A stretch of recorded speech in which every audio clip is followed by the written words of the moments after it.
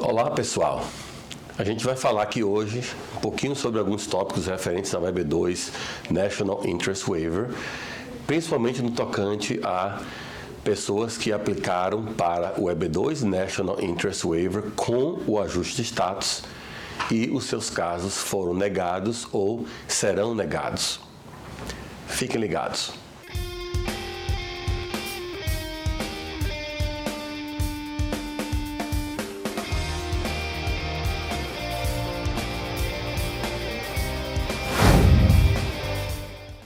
Então, pessoal, tem sido realmente um problema para algumas pessoas a situação de ter os casos negados, o I-140 negado por oficiais, às vezes porque o oficial não quis aprovar, às vezes porque o processo realmente a pessoa não qualificava tão bem e às vezes as pessoas que prepararam o processo, né, já sabe de quem a gente está falando, né, aqueles consultores, né, fizeram o processo de uma forma, às vezes fizeram mal feito e por alguma razão o cliente até bem qualificado acabou sendo negado.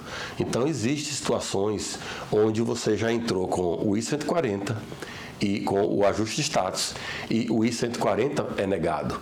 O que fazer num caso como esse? Bom, aí agora você vai estar aqui no país, se você não tinha mais o visto de estudante, ou status de estudante, ou um status qualquer temporário, você ficou à mercê do I-485. E o I-485 existe porque existe um I-140. Mas o 140 não existe mais nesse caso. No passado, a imigração negava o 140 e quando tinha o I-485 com base no 140, negava os dois juntos. Já recebia as cartas no mesmo balote do correio, né? Aí depois, em 2017, né, com os implementos que a administração do Donald Trump causaram na imigração para obrigar as pessoas a passarem por uma entrevista no final, os casos de EB, acabou toda essa situação do processo ser feito no mesmo centro, deixou de existir. Então, agora o I-140 ficava no Texas ou em Nebraska e o I-485 era separado para o National Benefit Center no Missouri. Isso para poder todo mundo no final ter que passar por uma entrevista. Então, foi uma coisa que foi feita pela administração. Eu não estou falando de partido político aqui, mas foi feito no intuito de prejudicar os imigrantes. Tá? Quem acompanha direito de imigração, quem acompanha a imigração nos Estados Unidos sabe disso. Fazer todo mundo passar por uma entrevista, processo de trabalho, não é uma situação ideal para ninguém, não é boa para ninguém e o governo não ganha com isso e ninguém ganha com isso. Foi só feito para prejudicar os imigrantes. Então, o que acontece? Você tem agora uma situação onde os processos não correm com o mesmo oficial e muita gente está se beneficiando disso. Tá? Embora o projeto foi feito para prejudicar, o efeito não pretendido foi diferente, porque agora você tem o 140 negado, mas aquele oficial não vai comunicar necessariamente, imediatamente, o oficial que está com o I-485 que aquele 140 foi negado. O que é que vai acontecer com isso? O 140 é negado, e vocês estão vendo muito isso. O I-485 fica pendente por vários meses, até anos. Até que aquele oficial caia na real e veja, já foi negado o 140, então agora eu vou negar também o 485. Então, como isso está acontecendo com muita gente, algumas pessoas estão se beneficiando desse sistema que o Donald Trump implementou e o Joe Biden não conseguiu tirar completamente ainda, ou seja, não tem entrevista em todos os casos, mas os processos ainda estão sendo separados de 140, separado do I-485. Ainda está acontecendo isso, porque para reformular essa imigração, eu imagino que vai levar um tempo ainda. Mas enquanto isso acontecer, pode ter efeitos não pretendidos, mas benéficos, como manter você aqui ainda no I-485, embora a petição que dava base ao I-485, que é o 140, já foi negada. Tá? Pense nisso como uma ponte. Tá? O I-485 é uma ponte e o I-140 é a coluna que sustenta a ponte. Se essa coluna cair, a ponte vai ficar flutuando no ar a troco de quê? Então, não vai ter mais essa ponte. Mas, hoje em dia, por esse problema que foi criado aí, existe uma ponte que, de uma forma mágica, continua flutuando ainda, embora a coluna de sustentação já caiu. Tá? Então, muita gente pensa que somente fazendo um refile é suficiente para você colocar o refile, construir uma nova coluna, né, abaixo dessa ponte, debaixo dessa ponte, e a ponte agora vai estar sustentada por esse aí. Mas Isso aí é em teoria. A imigração pode aceitar em alguns casos isso, mas não é garantido que eles vão aceitar. Eles não são obrigados a aceitar isso. Porque por lei teria que ser se ainda estivesse current no Visa Bulletin aquela petição nova, aquele novo 140 do refile. Tá? Então, muita gente faz isso, pode pedir para transferir o 485 de um caso para o outro, mas tem dois problemas aí, que a imigração pode pegar na frente. Um é o Visa Bulletin não está current para o novo 140. E o segundo problema é o fato de que já houve uma negativa de um caso e depois de algum tempo entrou o segundo caso. Então, aquele período que a ponte ficou flutuando sem nenhuma base, não deve ser simplesmente, não é obrigado a migração a esquecer esse tempo e aceitar. Tá? Seria ideal se você tivesse realmente entrado com o I-140 novo, o segundo, antes de negar o primeiro.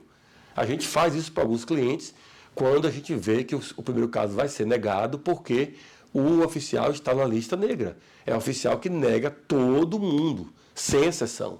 Tá? Em alguns casos, oferecemos a alguns clientes isso. Outros temos casos mistos de oficiais que aprovam, negam, aprovam, negam. Então, talvez não seja necessário fazer uma nova aplicação.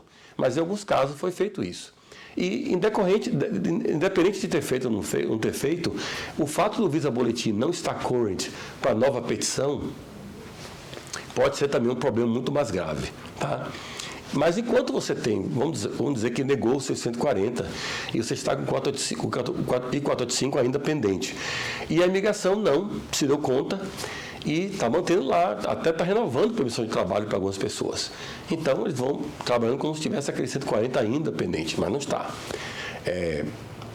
Entrar com motion no I-140 não tem o efeito de suspender os efeitos da decisão. A motion e o appeal não tem o efeito de suspender os efeitos daquela negativa. Agora, se a motion for granted, ou seja, se a imigração aprovar a sua motion, aí o caso volta a ficar pendente e até mesmo aprovado, se for o caso.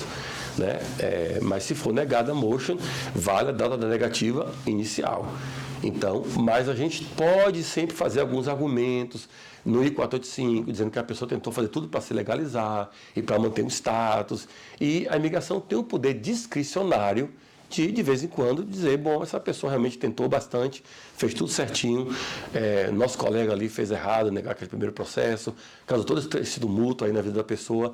Vamos então agora aprovar. E eles têm o poder na lei de aprovar isso. O que eles não têm é obrigação de aprovar com base nisso.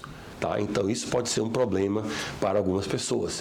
Então, uma outra estratégia muito boa também, que muita gente faz, a gente aconselha alguns clientes a fazer, quando você entrar com o novo 140, o primeiro foi negado, e o 485 está pendente ainda. Entra com o novo 140, mas faz como processo consular. E por que isso? Porque quando aprovar, não precisa provocar nada para mandar para o NVC. A aprovação já vai ser feita automaticamente, porque o processo já foi indicado que era consular. Então, a imigração aprova o processo, manda para o NVC, abre o processo direitinho lá com o NVC, o DS-260, começa a processar o caso normalmente, e aí a pessoa está aqui ainda nos Estados Unidos, está esperando ver o que vai acontecer com o 485. Se o 485 acabar tendo sucesso nessa pedido de transferência, ou se a imigração usar o poder discricionário, realmente dizendo essa pessoa realmente tentou ficar legal, eu vou dar uma deferência aqui nesse caso e vou aprovar esse 485. Beleza, a gente esquece então aquele processo consular lá que estava rolando.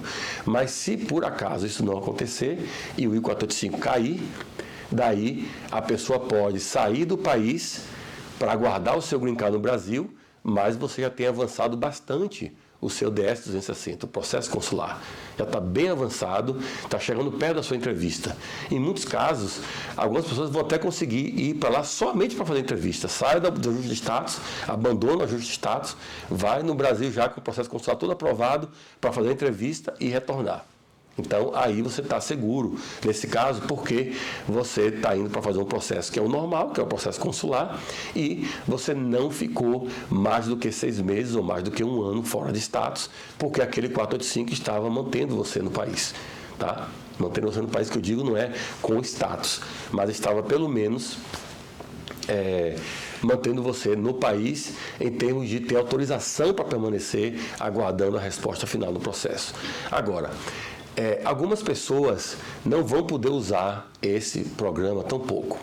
Tá? Então, mesmo assim, tendo o ajuste de status, ou até entrando com outro ajuste de status quando o Visa Boletim abrir, se tiver um processo consular correndo por trás e você conseguir uma permissão de viagem e já tiver ficado no país fora de status e conseguir uma permissão de viagem, você pode sair com essa permissão de viagem. Depois que sair a permissão de viagem, obviamente, você pode sair com a permissão de viagem e isso aí a imigração reconhece como que não ativa o castigo de 3 ou 10 anos. Porque a saída com permissão de viagem não vale para a saída, para departure, para propósito de imigração. É com base no caso precedente de 2013 que a imigração já adotou largamente, e esse caso diz que a saída com o advance parole, com a permissão de viagem, não vale como saída e não ativa o castigo de 3 ou de 10 anos. Tá? Então, nesse caso, você pode sair com a permissão de viagem e não vai ter esse problema. Mas você iria aguardar o seu processo, no caso, no consulado. Uma coisa também interessante nessa situação, muita gente pensa assim, mas quando eu for para o consulado fazer entrevista, será que eles vão querer me dar o visto? Vamos entender também isso, gente.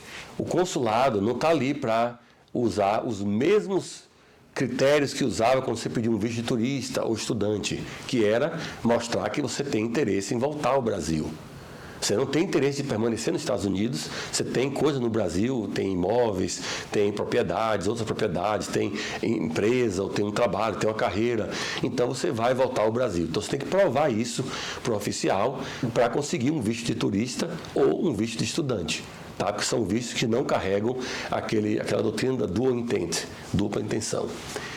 Tudo bem. Quando você vai fazer uma entrevista de green card, eles não precisam ver, eles não vão ter que ver.